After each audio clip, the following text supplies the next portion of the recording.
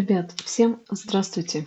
Вашему вниманию сегодня предстает вот такая вот орхидейка.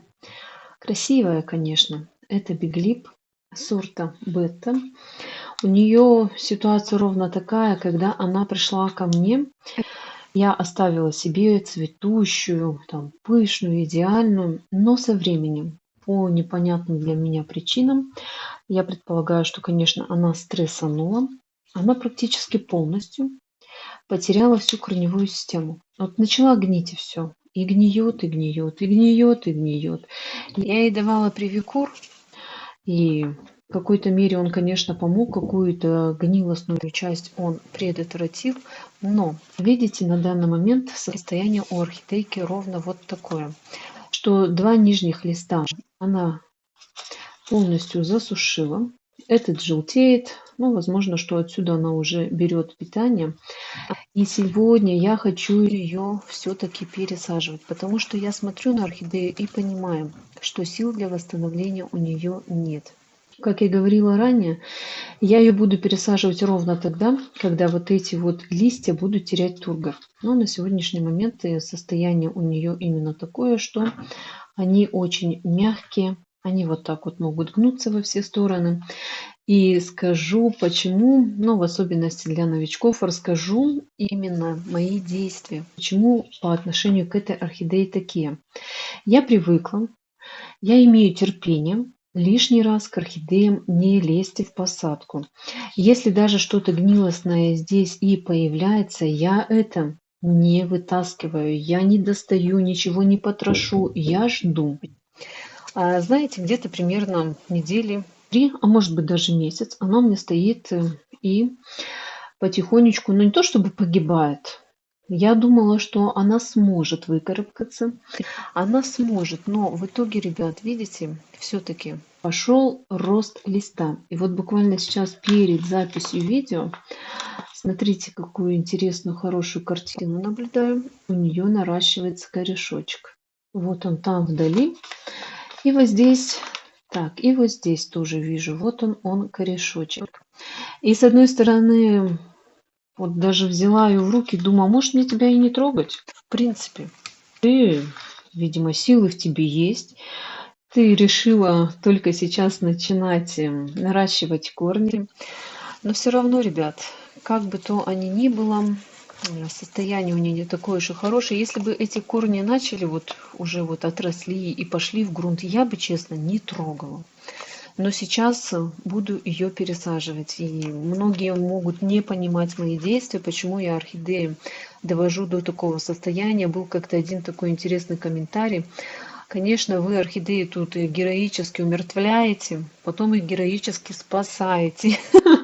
Ребят, ни в коем случае. Я им героически даю время самим попробовать что-то нарастить. Понятно, что...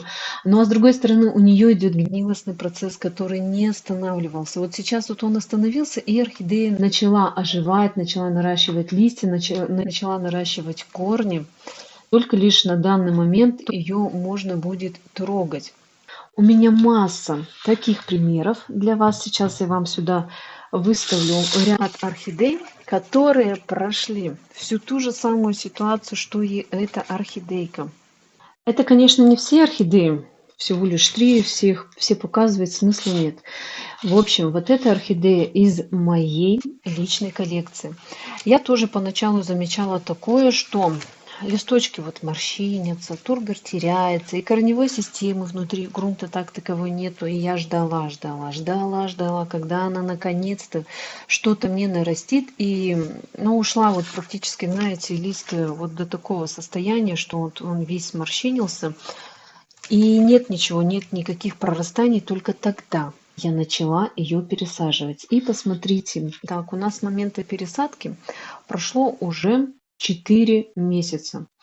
И орхидея в новом грунте, в новой посадке, где-то вот здесь вот наблюдаю новый корешочек, нормально себя чувствует. То есть, если я их довожу до такого состояния, это не говорит о том, что они у меня в будущем начнут погибать. Нет, ни в коем случае. Вот это интересная орхидея. Это была еще тяжелее, чем вот это. Посмотрите, у нее даже какой лист на сегодняшний день. Это, конечно, по причине того, что он был крайне сильно обезвожен. То же самое, что и у той орхидейки, которую будем пересаживать. И в этом видео можете про нее посмотреть. Ситуация была вообще плачевная, тяжелая. Она вот в этой же бутылке сидела, я ее не трогала, никуда не переставляла, только она была повыше. Это получается литровая бутылка. Я буквально на днях ее обрезала. Смотрю, что орхидея хорошо себя чувствует, и я поставила ее уже в зал ко всем другим.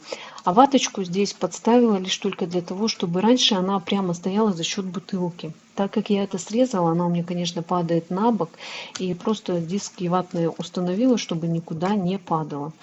Так, с момента пересадки у нас прошло, ну, где-то, скажем, 2,5 месяца. Вот такая, ребят, у нее ситуация. Вот они все. Каждый ее корень, он активный, он хороший. И убрала здесь потом чешуечки были, и вот под чешуйками начался моментальный рост корней. И как сказать о том, что да, вот я довожу их до такого глубокого тяжелого состояния, нормально они потом при хороших условиях, при хорошем уходе они замечательно себя чувствуют. Плюсом наращивает листик. И самая интересная ситуация, которая мне нравится, конечно, это вот с этой орхидейкой тоже. Довела ее прям вот до такого состояния сухаря, наверное, можно, если так сказать. Посмотрите, листья у нее цветоизмененные. Но ничего страшного. Возможно, нехватка хлорофилла, хлороз и вот такой вот именно цвет. Но это не болезнь, ничего страшного. Дам пару раз ей хелат железа, и будет все нормально. Но лист, он тоже в свое время очень сильно пострадал. Он очень сильно заморщинился. Вот даже местами морщинки эти видно. Но они не выправятся, нет. Ну ладно, орхидейки тут тоже с одной стороны не мешает. Вот здесь вот тоже видно, как лист он сильно пострадал. При этом орхидея сейчас наращивает себе листик. И посмотрите, какая идеальная картина внутри самой посадки. Вот корешочки пошли расти. И вот здесь вот весь ствол начинает рваться. Но, конечно, самое интересное, она начинает цвести. И как ранее я тоже сказала, а вот дам ли я ей цвести? Потому что, ну, я вижу все равно рост активный идет, но на тот момент, когда только она начинала закладку цветоноса, был спорный вопрос даже для меня, будет она цвести или нет. А на данный момент смотрю и думаю, а почему бы и нет? У нее все хорошо. Сейчас за тот момент, когда орхидея наращивает себе цветонос, пока она начнет формировать бутоны, она успеет вот эти корни увести вовнутрь, в грунт, и тем самым она нормально процветет.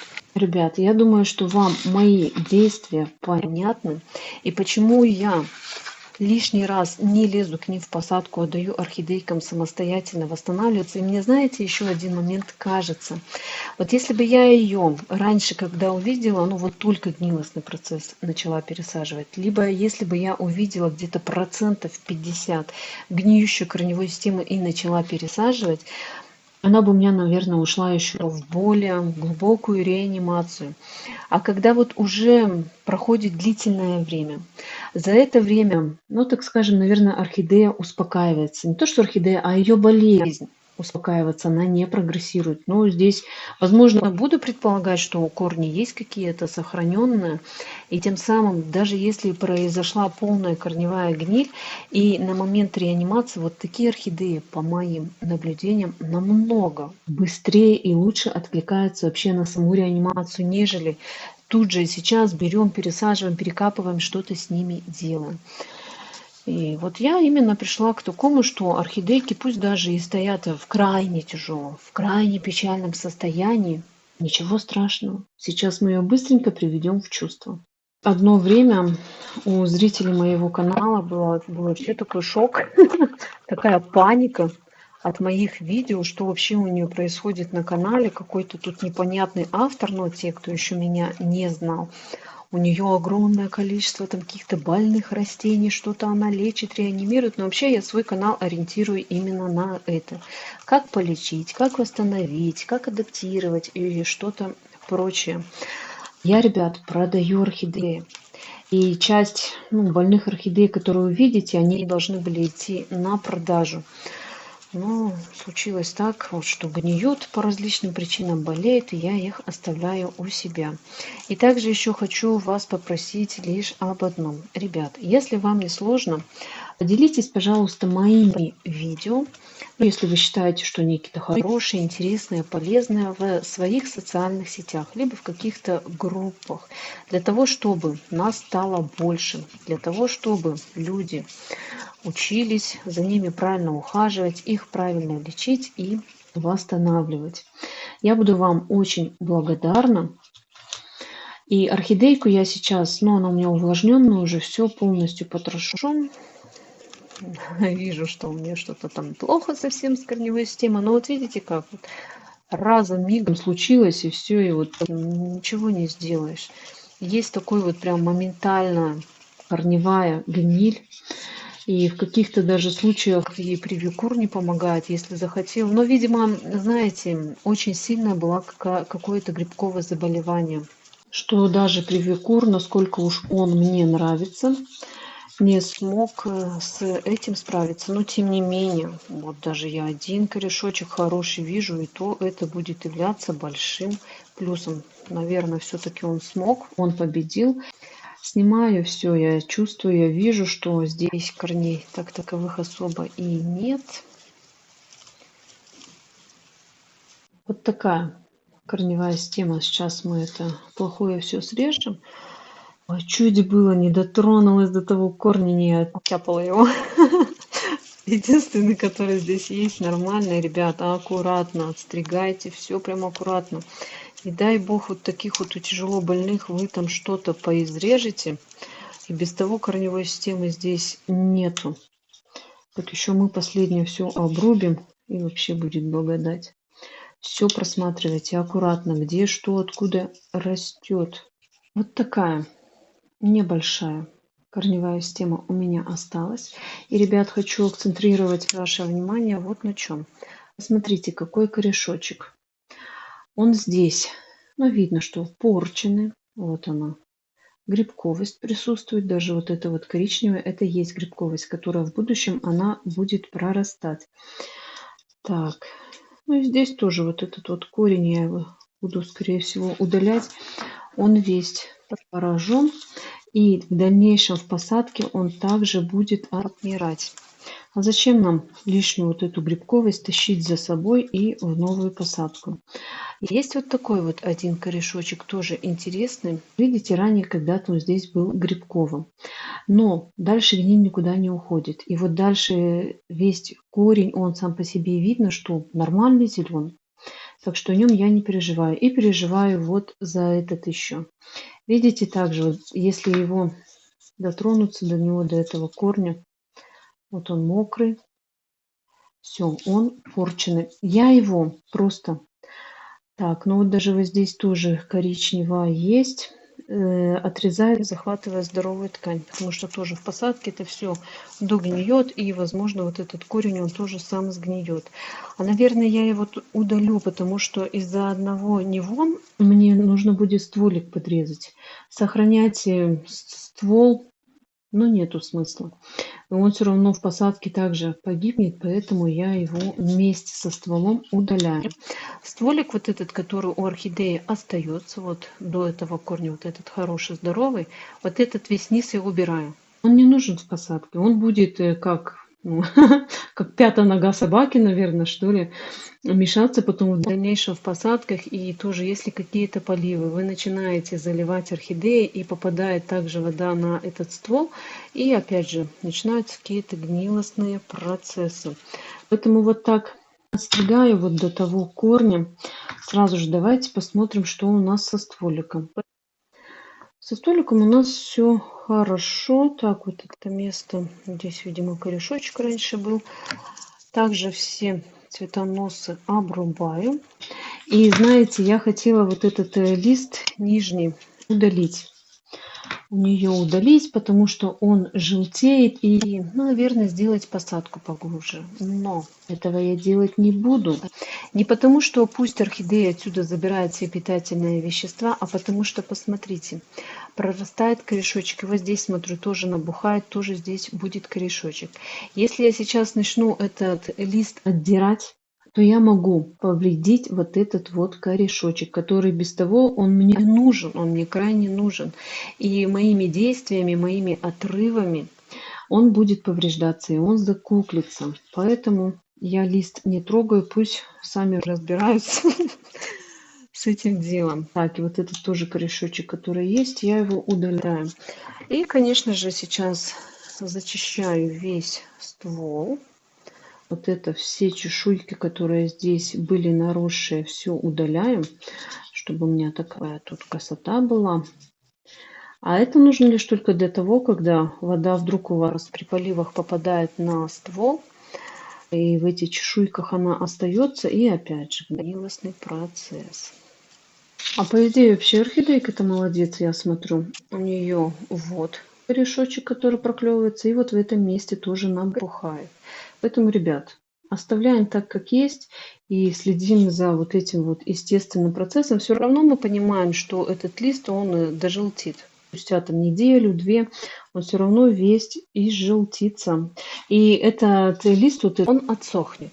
И будет чешуечка. Вот тогда я эту чешуйку удалю. И за это время уже вот эти корни, они успеют прорасти. И тогда для них травматизма никакого не будет. И они спокойно прорастут. Так, ну вроде бы все здесь зачищено, все нормально. Пока мы будем орхидею подготавливать к посадке, я ей именно сам ствол обработаю перекисью водорода. И, ребят, тоже старайтесь, чтобы не попадал именно перекись на корни, а в основе на активные корешочки, потому что он сушит и он портит. Видим, как пенится. Если пенится, это говорит о том, что там какие-то бациллы есть. И буквально вот недавно, не знаю, что я работала с перекисью без перчаток, но обожгла я себе кожу. Она у меня побелела. Образовался такой налет белый даже у меня на коже. Я потом сижу и думаю, а вот люди-то, да, бывает, что, не знаю, льют его вообще всякое разное на орхидеи. Вот что они, бедные, испытывают, какой у них ожог. Казалось бы, ну что перекись там может навредить чем? А может, ребят. Пока сейчас будем подготавливать ее к посадке, эта перекись здесь поработает, пошкипит, потом уберем. Только почему-то сейчас заметила, что у нее вот этот вот кончик, он тоже плоховатый. Все. Перекись здесь поработала. Мы ее убираем и обязательно место среза мы прикрываем. Я буду использовать фундазол. Вы можете брать Максим. Я больше доверяю именно фундазолу. Ребят, вот сейчас на данный момент использовать сюда какие-то биологические препараты в виде субтилиуса, бациллиуса, что-то еще, но не стоит. Потому что орхидея, вы видите, насколько она была подвержена вот этой грибковости. И биологические препараты на данный момент могут роли не сыграть, а наоборот, ну, случится так, что начнет там гнить ствол. Поэтому берем именно серьезные препараты. Фундазол пока в наличии есть, но остается тоже мало. Ребят, приобретайте, советую, потому что ситуации бывают различные. Не дай бог, а потом у вас не будет. И у меня не окажется. Вот так просто примакиваю и все. Можешь в виде кашицы, но я работаю и так. Оставляю теперь орхидею на просушку до полного просыхания. Также вот замечаю, что вот этот вот корешочек все равно он от основания нестабильный. Видите, какой у него нехороший цвет. И даже перед тем, как усаживать орхидею в посадку, можно было бы корневую систему пролить фунгицидом, но даже тем же привикуром. Ладно, я уж пока на данный момент этого делать не буду. Я в полив добавлю ей другой препарат. Орхидея у меня подсохла. И я решила, что почему-то душа у меня лежит именно вот к такой посадке. Правда, ситуация у них, конечно, маленечко разная. Вот я всегда говорю, Каждая орхидея — это личность, это индивидуальность. Казалось бы, ситуация одна, но маленечко они разнятся. Дело в том, что вот у этой орхидеи хоть и гнилостный процесс был, но в посадку корневая система пошла здоровая. То есть никаких гнилостных процессов не было. А у этой она есть. И почему я решила выбрать, ну, для нее бутылку, не то чтобы какие-то горшочки, что-то еще, а именно бутылку, потому что сама по себе емкость, она высокая. А кроме того, как бутылок, мне больше нет ничего. Эта орхидея сидит по типу закрытой системы, а здесь я буду делать отверстия. Ни в коем случае нельзя орхидеи, которая с гниющей корневой системой, но здесь она все равно еще до конца нестабильная, усаживать в закрытую систему, потому что именно закрытая система подразумевает что? Все верно. Высокая влажность, испарение, и эта грибковость, она пойдет расти дальше. И высота, она для чего мне нужна? Лишь только для того, что все равно в будущем орхидея будет посажена вниз, и вот это вот испарение, оно будет входить кверху, оно не будет внизу задерживаться, оно будет подниматься кверху, и листья, ну, на опору мне не придется ставить. И если вдруг грунт будет сильно увлажнен, то я могу по бокам возле грунта проделать ей отверстие. Обязательно в качестве дренажного слоя я решила, что сделаю ей подушку из кокосового волокна. Никакого керамзита, ничего у меня здесь не будет. Я люблю кокосовое волокно больше, чем любой другой дренаж. Но это не то чтобы дренаж, но чем-то, конечно, схоже. Это по типу обычной посадки. И сразу же ее сюда усаживаем. Все, ребят, абсолютно все грунты у меня сухие. Ах ты, посмотрим, сможешь ты у меня сюда усесть или нет. Упираются листья, растопыриваются. Ну ничего, и больший объем я ей тоже дать не могу. Можно было бы усадить в бутылку где-то 1,5 литра, это литровая, но чем больше объем при реанимации, при наращивании, тем этот процесс, он более длительный. Сейчас мне нужно максимально дать наименьший объем. Ну и, конечно, в качестве грунта у меня, как всегда, археата, которая в наличии есть, приобретайте. И, ребят, я сейчас хочу поэкспериментировать, буквально немножко сюда археаты засыпала. Я орхидею при корневой гнили сейчас не обрабатывала ничем, никаким препаратом, привикуром, что-то еще. Я хочу попробовать и понять лично для себя, как работает вот этот препарат глиоклидин. Я 2 раза, но единожды я помню точно, что я его использовала на одной орхидейке. Он помог, но опять же там ситуация тоже была маленечко другая. Сейчас посмотрим, как он будет работать. Глиоклидин — это биологический фунгицид, который содержит триходерму харциану. И буквально одной таблетки мне будет достаточно. Ее, вот именно глиоклидин, ну и вообще любые различные биологические препараты, легла их не туда, куда бы я хотела. Сейчас вот так сделаю. Биологические препараты, они очень хорошо себя показывают именно во влажной среде, и также они произрастают только лишь в органическом грунте. Если у вас керамзит, пеностекло, они там жить не будут, только лишь мох, кора, что-то в этом роде. Так, сейчас я буду догонять таблетку, где она у меня тут есть. И вообще упала на донышко. Ну ладно, она вот тут рядом находится с корнем. Я-то хотела ее посередине, но не могу я ее установить посередине, потому что, видите, высота не дает мне. Ладно, пусть уж будет здесь. Тоже думаю, что кора возле нее лежит, и по коре она будет также прорастать. И до самого конца досыпаю археаты. И такая посадка у меня получилась. Думаю, что орхидеи понравится. Вот мне, если честно, нравится. Мне нравится, как она сюда усела. Где-то, в принципе, и эти посадки схожи. Так, здесь у нее лежит мох. И я хотела положить ей родной мох. Вот он у меня здесь лежит рядышком. но не рискну. Мох для чего мы всегда укладываем в посадку? Для того, чтобы он задерживал влагу. У нас ситуация не та. Были бы корни вот эти нормально, но они нестабильные. Вот так посмотришь с одной стороны, мне кажется, что они не должны гнить. Но ситуация может повернуться абсолютно по-разному. И не дай бог что-то произойдет, еще мох, и лучше лишний раз вот эти сильно влагоемкие компоненты не использовать. Кору я положила так, чтобы она не прикасалась к стволу. Дальше, как я буду за ней ухаживать? Ну, это, конечно же, полив, освещение будет стоять на своем реанимационном окне далее. Устанавливаю ее, ну, вот на этот же поддончик, так и оставляем. Полив будет через, наверное, 2 суток. Ничего страшного в этом нет. Вот вы в идеале можете просушить свою орхидею сутки. Это будет вообще максимум, это будет идеально.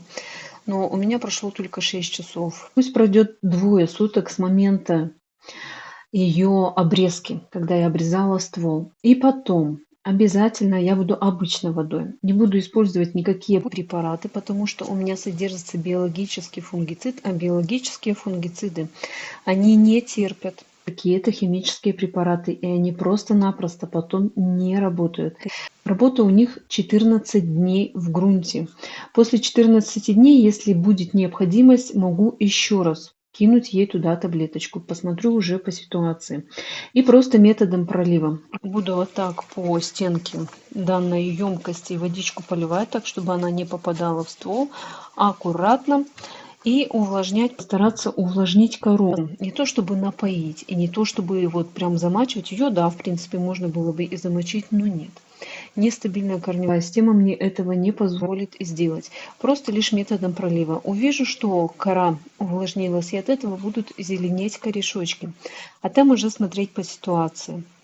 Если ей такого полива будет хватать именно методом пролива, все, значит так и оставляю. Но если такого полива не будет хватать, мне об этом сама скажет орхидея. Как? То есть состояние, допустим, даже листовой пластины, она будет ухудшаться. И корневая при этом не портится. Как я это тоже выявила у своих орхидей, я всегда ориентировалась по грунту. А корни серые. И кто-то начинал вредничать, кто-то начинал сразу тургор терять, и тогда я обращаю внимание на корневую систему. Здесь уже посмотрим, как она себя поведет. И как часто я буду орхидею проливать, ребят, я здесь не скажу. То ли через 2 дня, то ли через 7 дней, через 10, бог ее знает. Как сама себя орхидея в целом поведет. Если случится так, что вот пролила сегодня, и корневая система у нее не портится, она зелененькая, грунт увлажненный. Жду, значит, когда у меня все это просохнет. Моя сейчас главная задача, конечно, орхидею не залить. И если, знаете, вот тоже буду именно использовать пролив ровно до тех пор, пока не увижу, что корневая система стабильна, пока не увижу, что начинается рост новых корней. Только потом я могу ее погружать. И до последнего буду ее только лишь проливать. Ну что ж, ребят, обязательно подписывайтесь на мой канал, и я вас научу не только ухаживать, а еще и восстанавливать, и лечить и реанимировать. Пожелайте орхидейке скорейшего восстановления. Всем всего самого доброго. Всем пока.